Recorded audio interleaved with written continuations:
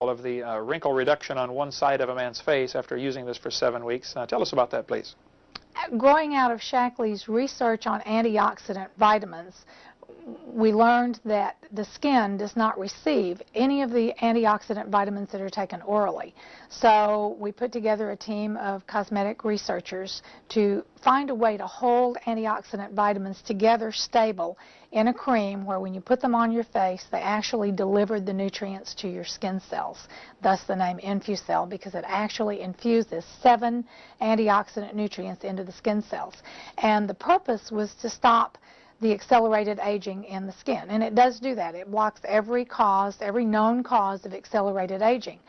It was a surprise to us, though, during the largest clinical study ever done on a skincare product to find that not only did it block the causes of accelerated aging, but it reversed the visible damage that had been done. In fact, in 2 weeks, we saw a reduction of fine lines. In 4 weeks, with one of the creams, a 421% reduction in wrinkles, and a 154% increase in skin firmness or elasticity. And the picture that you're looking at is a man who put it on, he decided to use it on one half of his face and really test it. And what happened, you can see, is the result of 7 weeks of using it just on one half of his face. And he was so impressed with the results that he went to a professional photographer to record it. We are presenting this line to the American Board of Dermatology in March at their next board meeting, because we're also seeing some remarkable healing effects take place. People with rosacea, people with even skin cancers are seeing some changes that are very beneficial with the introduction of the antioxidant nutrients. It's pretty exciting. Well, Jenny, thank you so much for your time. We appreciate you stopping on your way through Pensacola to visit us, and it's been good to see you again. And I'd like to know if people have questions about nutrition and health. A lot of people, the subject is too complicated for them. It's like there's so much to learn. There's so many vitamins out there, and I don't want to learn it all. I just wanted somebody to tell me what to do. Can people call you and ask you questions? I know you're not the world's expert, but the smartest person I know on the subject. And can people call you and ask questions about their health and what they can do? And what is your phone number, if you would, please? I may not be able to answer all their questions, but I would certainly welcome the call, and I usually know where to look to find answers if I don't know them. And what is your number there in Arkansas? 1-800-345-1140. All right. Okay.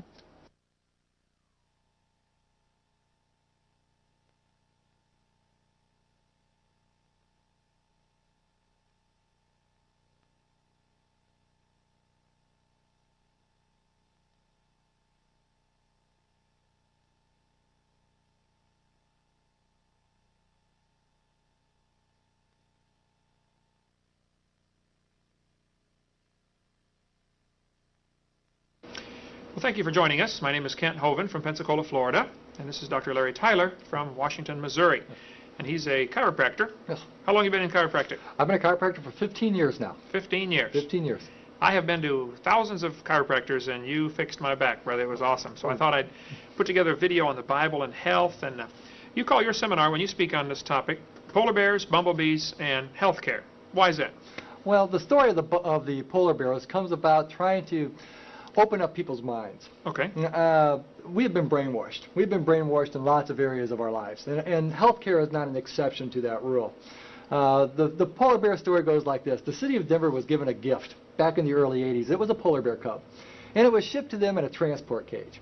And this polar bear cub had the room to take about 3.5 shuffle steps in one direction, and it kind of turned around and took 3.5 shuffle steps back the other way.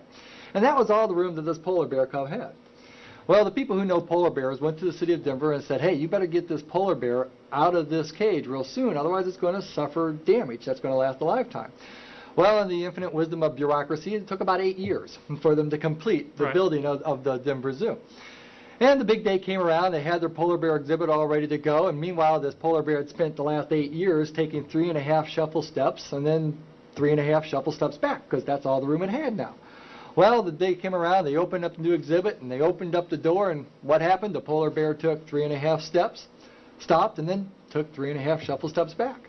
And to this day, that bear is still at the Denver Zoo, and all it does is take 3.5 shuffle steps forward and 3.5 shuffle steps back. It has been so programmed that its entire universe at this point is based on the polar bear cage. Okay. Everywhere it looks, it sees the polar bear cage. All right. Now, they've been able to distract the polar bear every now and then. If they give it a big old salmon, okay, or give it a pine tree to play with, well, it can get distracted and it will kind of wander out of its zone a little bit. But the very next day, it's back to the same old way because that's the way it's always done things. That's been its entire existence. Well, for the last 100, 150 years now, our entire healthcare system has been based on allopathic principles. Okay, feel bad, take a pill. Feel real bad, take another pill. And if it gets real bad, then we'll just cut it out. Right. And that's the whole mindset of healthcare in the United States these days. So I tell people the polar bear story in order to challenge them to open up their mind. If all you're going to go through life is looking at the polar bear cage, okay, then you're never going to change any of the patterns and any of the things that's happening. Right. And the state of health right now in the United States is not exactly anything to be proud of. Correct. I mean, we spend a whole lot of money on health care, but we're ranked 20th or 21st in the list of industrialized nations as far as the health care of our population is concerned. We have more diseases now than we've ever had. Cancer and autoimmune diseases are running through the roof. Okay, we are living a little bit older, but that's not because we're healthier. We're living a little bit older because we've gotten pretty good at repairing trauma, right. And that's caused a statistical shift. Okay, so I start off with polar bears, just trying to challenge people to open up their minds and not fall into the polar bear cage. Another way I've analogized that is, you know, if you get in a boat in St. Louis and you travel downstream, well, you end up in New Orleans. And if you get back up in the boat in St. Louis and go downstream, you end up in New Orleans.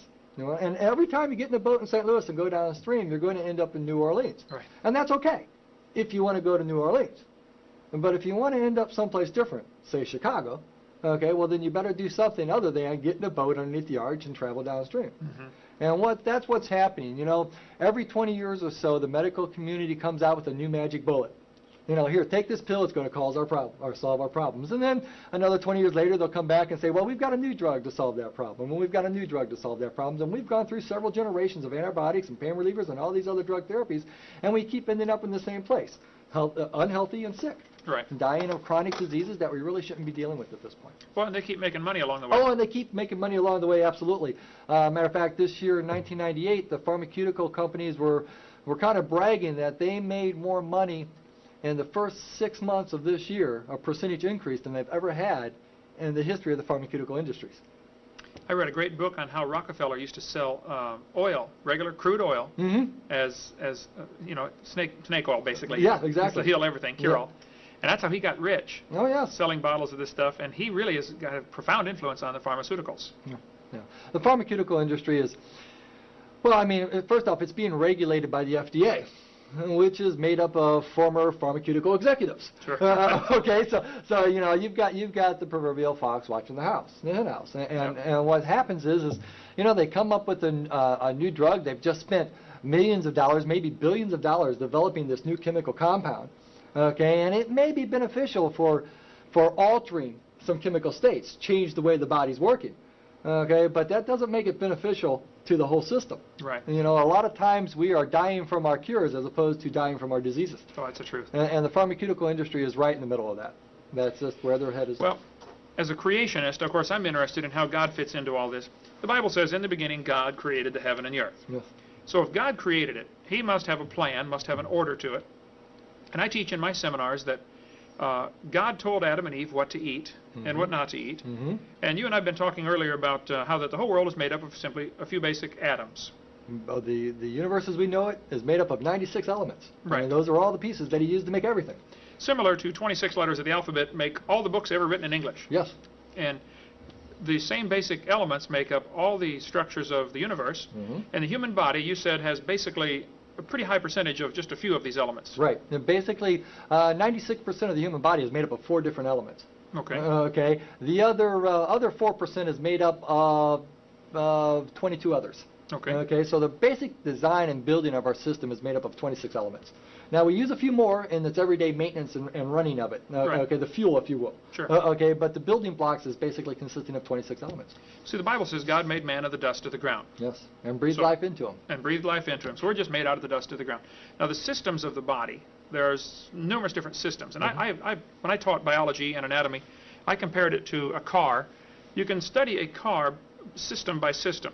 Study the brake system. Study the propulsion system. Study whatever. And then you learn how to integrate the systems.